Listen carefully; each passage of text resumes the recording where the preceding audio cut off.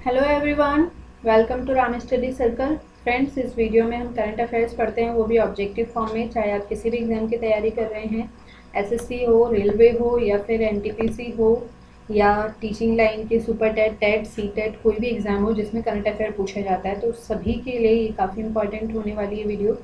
चाहे आप वर्किंग हैं, नॉन वर्किंग हैं, तो आप सभी डेली अपडेट रह सकते हैं इस वीडियो के थ्रू। तो चलिए स्टार्ट करते हैं। और अगर आप वीडियो पर नए हैं, चैनल पर नए हैं, तो चैनल को सब्सक्राइब करना ना भूलें। तो चलिए स्टार्ट करते हैं। तो इस वीडियो में हम 13 और 14 दिसंबर की न्यूज़ पढ़ने वाले हैं, क्योंकि ये मिस हो गई थी। तो फर्स्ट क्वेश्चन है, name the scheme launched by the government of India to improve the WiFi availability in public spaces across India.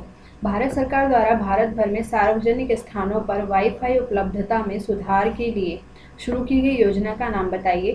PM connect, PM wifi, PM वानी, पीएम हॉटस्पॉट। तो इसका सही आंसर है ऑप्शन सी, यानी कि PM वानी। इस स्कीम का नाम है पीएम वानी और इसकी फुल फॉर्म क्या है? तो prime minister WiFi access network initiative. ठीक है, प्रधानमंत्री वाईफाई एक्सेस नेटवर्क इनिशिएटिव। अब ये लॉन्च कब की गई है? तो 9 दिसंबर को की गई है। और किस लिए की गई है? ताकि वायरलेस कनेक्टिविटी जो है उसको इम्प्रूव किया जा सके और सभी को फ्री वाईफाई इंटरनेट जो है वो अवेलेबल किया जा सके। कहाँ पर? पब्लिक स्पेसेस में। ठीक है, अब यहाँ से एक मोस्ट इम्पॉर्टेंट क्वेश्चन बनता है कि वाईफाई की फुल फॉर्म क्या होती है?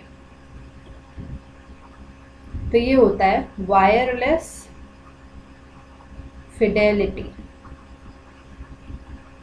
एग्जाम में ये क्वेश्चन पूछा जाना है, बहुत इंपॉर्टेंट है, तो इसे जरूर याद कर लीजिएगा। How much amount has been approved by the cabinet for the Atmanirbhar Bharat रोजगार योजना ABRY। आत्मनिर्भर भारत योजना ABRY के लिए कैबिनेट ने कितनी राशि स्वीकृत की है? तो इसका सही आंसर है ऑप्शन ए, यानी कि 22,810 करोड़, 22,810 करोड़ रुपए की जो मतलब योजना है वो अप्रूव कर दी गई है कैबिनेट के द्वारा। यानी कि लोगों के लिए रोजगार को बढ़ावा देने के लिए ये आत्मनिर्भर भारत रोजगार योजना जो है चालू की गई है आत्मनिर्भर पैकेज 3 के द्वारा। ठीक है, इससे पहले 2 पैकेज जो हैं वो लॉन्च किए गए हैं और ये तीसरा पैकेज है आत्मनिर्भर भारत के लिए। और इसके द्वारा इतने रुपए जो हैं वो दिए गए हैं। किस लिए? जिन लोगों का कोविड-19 की वजह से काम छूट गया था या फिर जिनका बिजनेस छोटा मोटा जो भी था वो सब बंद हो गया था। छोटे व्यापारियों के लिए है ये, खासकर जिनकी तनख्वाह जो है वो 15,000 रुपये से कम है, तो उन लोगों के लिए ये योजना जो है वो चलाई जा रही है। आप लोगों के लिए जनरल अवेयरनेस की वीडियोस भी अपलोड की जाती हैं, जो कि सभी एग्जाम्स के लिए इम्पॉर्टेंट है। तो अगर नहीं देखी हैं तो उन्हें भी देखिएगा। और इंग्लिश के सेक्शन में इंग्लिश की वीडियोस भी अपलोड की जाती हैं, तो आप अपनी इंग्लिश को एनहेंस कर सकते हैं और एग्ज़ाम पॉइंट ऑफ व्यू से भी काफ़ी इम्पॉर्टेंट है, तो इसे भी देख सकते हैं। Name the celebrity who has topped the 50 Asian celebrities in the world 2020 list of UK based eastern I newspaper. उस सेलिब्रिटी का नाम बताइए जिसने UK स्थित ईस्टर्न आई अखबार की 50 Asian celebrity in the world 2020 सूची में शीर्ष स्थान प्राप्त किया है। तो इसका सही आंसर है ऑप्शन सी, यानी कि सोनू सूद। इन्हें आप सभी अच्छे से जानते होंगे। ये हैं सोनू सूद और इन्होंने लॉकडाउन में, यानी कि जब कोरोना की महामारी चल रही थी बहुत तेज़ी से और सब कुछ बंद था कोविड-19 के दौरान, तो इन्होंने जो लोग फंसे हुए थे उन लोगों की काफ़ी मदद की थी। तो इसीलिए इन्हें इस लिस्ट में टॉप रैंक हासिल हुई है, जो कि फर्स्ट टाइम मतलब लिस्ट जो है वो जारी की गई है। और ये जो लिस्ट जो है वो जारी किसके द्वारा की गई है? तो UK बेस्ड ईस्टर्न आई न्यूज़पेपर के द्वारा। ठीक है, UK का एक पेपर है जिसका नाम है eastern eye. Which day is celebrated as international mountain day. किस दिन को अंतर्राष्ट्रीय पर्वतीय दिवस के रूप में मनाया जाता है? तो इसका सही आंसर है ऑप्शन बी, यानी कि 11 दिसंबर। 11 दिसंबर को मनाया जाता है इंटरनेशनल माउंटेन डे हर साल। और इस बार की इसकी जो थीम थी वो क्या थी? Mountain diversity, mountain biodiversity, sorry.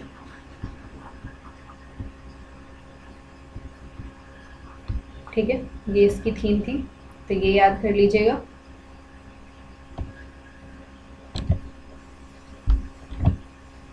The Koilwar bridge has been inaugurated in which state recently? हाल ही में कोइलवर पुल का उद्घाटन किस राज्य में किया गया है? बिहार, आंध्र प्रदेश, उत्तर प्रदेश, मध्य प्रदेश। तो सही आंसर है ऑप्शन ए, यानी कि बिहार। बिहार में ये हाल ही में एक ब्रिज बनाया गया है जिसका इनॉग्रेशन, उद्घाटन जो है वो किया गया है। और ये उद्घाटन किया किसने है? तो नितिन गडकरी जी ने किया है, जो कि हमारे road transport and highway minister हैं। और ये कोइलवर ब्रिज जो है ये मतलब एक बार पहले भी बन चुका है। कब बना है? 1862 में। और अब ये काफ़ी पुराना हो गया था, तो इसी के पैरेलल में एक और ब्रिज बनाया गया है जिसका भी नाम है कोइलवर ब्रिज। तो इसकी जो लंबाई है कितनी? 1.5 किलोमीटर। ठीक है, तो इसी का भी उद्घाटन जो है वो किया गया है। अब बिहार है, तो बिहार के बारे में बात कर लेते हैं। बिहार की जो कैपिटल है वो क्या है? पटना। यहाँ के जो सीएम है वो कौन है? नीतीश कुमार। और यहाँ के जो गवर्नर हैं वो कौन है? फागू चौहान। ठीक है, मैप में देख सकते हैं ये है बिहार। बिहार का जो बॉर्डर है वो किन किन राज्यों से साझा हो रहा है? तो उत्तर प्रदेश, झारखंड और ये वेस्ट बंगाल। और किस देश से साझा हो रहा है? तो नेपाल से। National centre for Divyang empowerment NCDE has been launched by CRPF in which state? राष्ट्रीय दिव्यांग सशक्तिकरण केंद्र NCDE किस राज्य में CRPF द्वारा शुरू किया गया है? तो इसका सही आंसर है ऑप्शन बी, यानी कि तेलंगाना। तेलंगाना जो है, इस स्टेट में जो CRPF के जवान जो क्षतिग्रस्त हो जाते हैं, जो इंजरी के द्वारा, मतलब जिन्हें इंजरी हो जाती है और मतलब कि डिसेबल्ड हो जाते हैं, तो उन लोगों के लिए एक दिव्यांग एम्पावरमेंट सेंटर बनाया गया है जहां पर उन्हें ट्रेनिंग दी जाएगी कुछ स्किल के लिए, और जैसे कि लेटेस्ट टेक्नोलॉजी से रिलेटेड, जैसे आर्टिफिशियल इंटेलिजेंस हो गया, साइबर सिक्योरिटी हो गया, डाटा एनालिटिक्स हो गए। तो इन सब चीज़ों से रिलेटेड ट्रेनिंग दी जाएगी ताकि उन्हें मतलब उस काम में लगाया जा सके जिस काम में वो अब सक्षम है। ठीक है, Ludovic Orban has recently resigned as the PM of which country? Ludovic Orban ने हाल ही में किस देश के प्रधानमंत्री के रूप में इस्तीफा दिया है? तो सही आंसर है ऑप्शन बी, यानी कि रोमानिया। रोमानिया के PM थे ये लुडोविक ऑर्बन, और इन्होंने हाल ही में इस्तीफा दे दिया है, यानी कि रिज़ाइन दे दिया है। अब मैप में आप देख सकते हैं रोमानिया की लोकेशन। ये है अपना इंडिया, जो कि एशिया कंटिनेंट में आता है। और एशिया, ये यहाँ से यहाँ तक एशिया है। जो रसिया है ये दो पार्ट में डिवाइड करता है, मतलब कि दो पार्ट में डिवाइड हो जाता है इस लाइन से। इधर एशिया है और इधर यूरोप है। ठीक है, तो ये वाला एरिया यूरोप है। अब यूरोप में ये जो आप डार्क सर्कल सा देख रहे हैं, तो ये यहाँ पर जूम करके दिखाया गया है। इसमें आप देखेंगे कि ये है रोमानिया, तो यहाँ के ही PM थे ये ऑर्बन जो हैं। ठीक है, अब रोमानिया जो है ये किस किस कंट्री के आसपास है? तो स्लोवाकिया, यूक्रेन, सर्बिया। ठीक है, और ये किससे बॉर्डर साझा हो रहा है? तो ब्लैक सी से। यहाँ पर ये ब्लैक सी है। ठीक है, अब कंटिनेंट के बारे में एक बार जान लेते हैं। ये तो हो गया एशिया, ये हो गया यूरोप, ये हो गया अफ्रीका, और ये है हमारा नॉर्थ अमेरिका, ये है साउथ अमेरिका, और ये है ऑस्ट्रेलिया। ठीक है, Who among the following has been awarded 2020 Ramanujan prize for young mathematicians? निम्नलिखित में से किसे युवा गणितज्ञों के लिए 2020 रामानुजन पुरस्कार से सम्मानित किया गया है? तो इसका सही आंसर है ऑप्शन बी, यानी कि कैरोलिना अराउजो। ठीक है, कैरोलिना अराउजो जो हैं ये फॉरेनर हैं, मतलब कि इंडिया की नहीं हैं, और इन्हें फर्स्ट टाइम, मतलब अभी तक ये अवार्ड रामानुजन प्राइज़ जो है ये इंडियंस को ही दिया जाता था, लेकिन पहली बार ऐसा हुआ है कि किसी विदेशी पर्सन को दिया गया है। और ये किन कंट्रीज़ में दिया जाता है? तो ये दिया जाता है डेवलपिंग कंट्रीज़ में सिर्फ, ठीक है।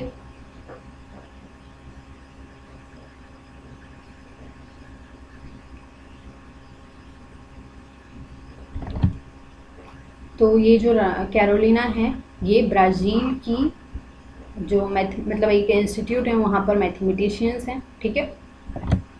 Name the Indian athlete who recently honoured with sport person of the year in female category by FICCI. इसको FICCI बोल सकते हैं या फिर फिक्की भी बोलते हैं।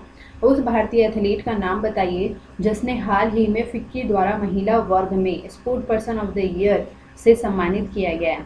तो उसका नाम है एलाविनिल वलारिवन, ठीक है। एलाविनिल वलारिवन जो हैं ये इंडिया की ही हैं और इन्हें फीमेल कैटेगरी में sport person of the year award जो है वो दिया गया है फिक्की के द्वारा। अब फीमेल कैटेगरी में इन्हें दिया गया है, ये आप इमेज में देख सकते हैं, एलाविनिल वलारिवन को। और मेल कैटेगरी में किसे दिया गया है? तो मेल कैटेगरी में दिया गया है बजरंग पुनिया को। तो इमेज में देख सकते हैं। अगर आपसे पूछा जाए कि ऐसा स्टेट बताओ जिसने मतलब स्पोर्ट को सबसे ज़्यादा बढ़ावा दिया, यानी कि best state promoting sports award bye FICCI, तो ये है मध्य प्रदेश यानी कि MP, ठीक है। Which of the following is the first union territory of India to be declared as 100% organic. निम्नलिखित में से कौन सा भारत का पहला केंद्र शासित प्रदेश है जिसे 100% जैविक घोषित किया गया है? तो पुडुचेरी, लक्षद्वीप, दमन एंड दीव, दादर एंड नगर हवेली। तो इसका सही आंसर है ऑप्शन बी यानी कि लक्षद्वीप। अगर आपसे यूनियन टेरिटरी पूछा है तो लक्षद्वीप इसका आंसर होगा। और अगर आपसे पूछा है कि फर्स्ट स्टेट बताओ तो वो होगा सिक्किम, ठीक है। अब ऑर्गेनिक से समझते क्या हैं आप? तो ऑर्गेनिक का मतलब है कि ऐसी फार्मिंग या ऐसी खेती जो बिना किसी फर्टिलाइज़र के या बिना किसी पेस्टिसाइड यूज़ किए होती हो, तो उसे बोलते हैं 100% ऑर्गेनिक, ठीक है। तो लक्षद्वीप जो है वो ऐसी यूनियन टेरिटरी बन गई जहाँ पर 100% ऑर्गेनिक फार्मिंग होती है। और सिक्किम जो है ऐसा फर्स्ट स्टेट बन गया है। दोनों में कंफ्यूज नहीं होइएगा। तो स्टेट और यूनियन टेरिटरी दोनों अलग हैं। भारत में टोटल कितने स्टेट हैं? तो 28। और टोटल कितनी यूनियन टेरिटरी हैं यानी कि केंद्र शासित प्रदेश हैं? तो 8, ठीक है। पहले 9 थे लेकिन अब ये 8 हो गए हैं। मैप में देख सकते हैं ये है अपना प्यारा भारत और यहाँ आप देख सकते हैं ये है लक्षद्वीप, ठीक है। Who has been named as the Time 2020 Person of the Year? Time 2020 person of the year के रूप में किसे नामित किया गया है? तो इसका सही आंसर है ऑप्शन डी यानी कि जो बिडेन। और साथ ही साथ जो बिडेन के साथ साथ कमला हैरिस, ठीक है। इन्हें भी पर्सन ऑफ द ईयर में शामिल किया गया है टाइम्स मैगजीन के द्वारा। अब इन्हें ये कौन है? तो जो बिडेन जो हैं हाल ही में US के प्रेसिडेंट इलेक्ट किए गए हैं और कमला हैरिस जो हैं ये वाइस प्रेसिडेंट इलेक्ट की गई हैं, ठीक है। तो इमेज में देख सकते हैं टाइम मैगजीन के द्वारा इन्हें पर्सन ऑफ द ईयर नामित किया गया है, घोषित किया गया है। अब अगर आपसे बात की जाए कि एथलीट ऑफ द ईयर किसे घोषित किया गया है तो वो हैं लेब्रॉन जेम्स, ठीक है। नेक्स्ट है business person of the year. अगर ये पूछा जाए कि टाइम मैगजीन के द्वारा business person of the year किसे घोषित किया गया है तो इनका नाम है एरिक युआन, एरिक युआन। अब एंटरटेनर ऑफ द ईयर की कैटेगरी में किसको रखा गया है, किसको फर्स्ट रैंक हासिल की मिली है? तो BTS क्या है? ये एक कोरिया का पॉप ग्रुप है, यानी कि जो पॉप डांस और पॉप सॉन्ग वगैरह गाते हैं, तो उन लोगों का एक ग्रुप है जिसका नाम है BTS। तो इसे मिला है entertainer of the year award, ठीक है। The India waters impact summit IWIS 2020 is which edition of the annual event? The India water impact summit IWIS 2020 वार्षिक कार्यक्रम का कौन सा संस्करण है? तो इसका सही आंसर है ऑप्शन डी यानी कि 5th संस्करण है। तो ये आप देख सकते हैं 5th संस्करण है। और ये क्यों मतलब कि आयोजित की जाती है ये बैठक, ताकि लोकल रिवर और वाटर बॉडीज़ को मैनेजमेंट के मतलब उपाय ढूंढे जाएं, या उनका मैनेजमेंट किस तरह से होना है, किस तरह से नहीं होना है, उसका उपाय ढूंढा जाए। अब इस बार की जो थीम थी वो क्या थी, Arth Ganga river conservation synchronised development. ठीक है, ये थीम है, तो इसे आप याद कर लीजिएगा। The International Bharati Festival 2020 was held to celebrate the 138th birth anniversary of Mahakavi Subramanya Bharati. He was from which state? अंतर्राष्ट्रीय भारतीय महोत्सव 2020 महाकवि सुब्रमण्य भारती की 138वीं जयंती मनाने के लिए आयोजित किया गया था। वह किस राज्य से थे? तो उसका सही आंसर है ऑप्शन बी, यानी कि तमिलनाडु। जो महाकवि सुब्रमण्य भारती थे ये तमिलनाडु से बिलोंग करते थे। ये एक प्रसिद्ध राइटर, पोएट और जर्नलिस्ट थे। इन्हीं की 138 बर्थ एनिवर्सरी पर मनाया गया है इंटरनेशनल भारती फेस्टिवल। ठीक है, तो तमिलनाडु में ही मनाया गया है ये भी।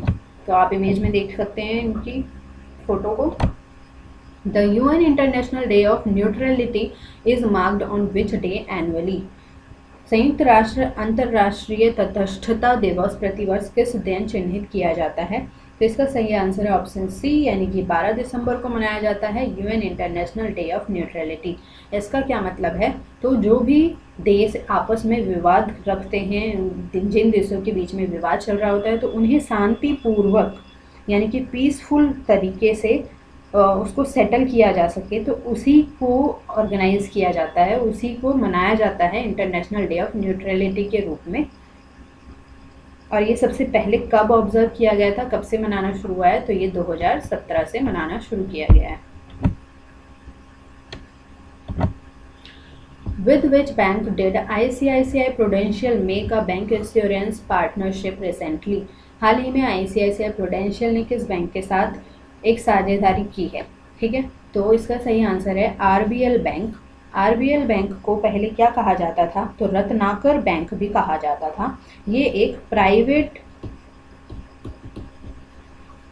इंडियन बैंक है और इसका हेडक्वार्टर कहाँ पर है? मुंबई में है और इसकी स्थापना हुई है 1943 में। ठीक है, अब RBL बैंक ने ICICI प्रूडेंशियल लाइफ इंश्योरेंस, ये एक लाइफ इंश्योरेंस वो है संस्था, तो इसने इसके साथ साझेदारी की है ताकि जो ICICI प्रूडेंशियल के जो इंश्योरेंस हैं उन्हें डिस्ट्रीब्यूट किया जा सके, उन्हें बेचा जा सके। ठीक है, तो RBL के बारे में तो हमने जान लिया। अब ICICI प्रूडेंशियल लाइफ इंश्योरेंस के बारे में भी जान लेते हैं। इसका हेडक्वार्टर कहाँ पर है? इसका हेडक्वार्टर भी मुंबई में है और इसकी स्थापना हुई है सन 2000 में। और इसके CEO का नाम क्या है? तो NS कन्नन। ठीक है, NS कन्नन इसके CEO हैं। आपसे पिछली वीडियो में क्वेश्चन पूछा गया था, what is the rank of India in the climate change performance index CCPI 2021? तो इसका सही आंसर है ऑप्शन ए, यानी कि 10th रैंक है इंडिया की। आज का क्वेश्चन आप लोगों के लिए, name the scheme launch by the government of India to improve the WiFi availability in public spaces across India. तो इसका सही आंसर आपको कमेंट बॉक्स में कमेंट करके बताना है। और आज के लिए इतना ही। अगर आप चैनल पर नए हैं तो चैनल को सब्सक्राइब करना ना भूलें और साथ ही बेल आइकन जरूर प्रेस कर लीजिएगा। एक लाइक और एक शेयर जरूर कीजिए। Thank you so much, bye bye, take care.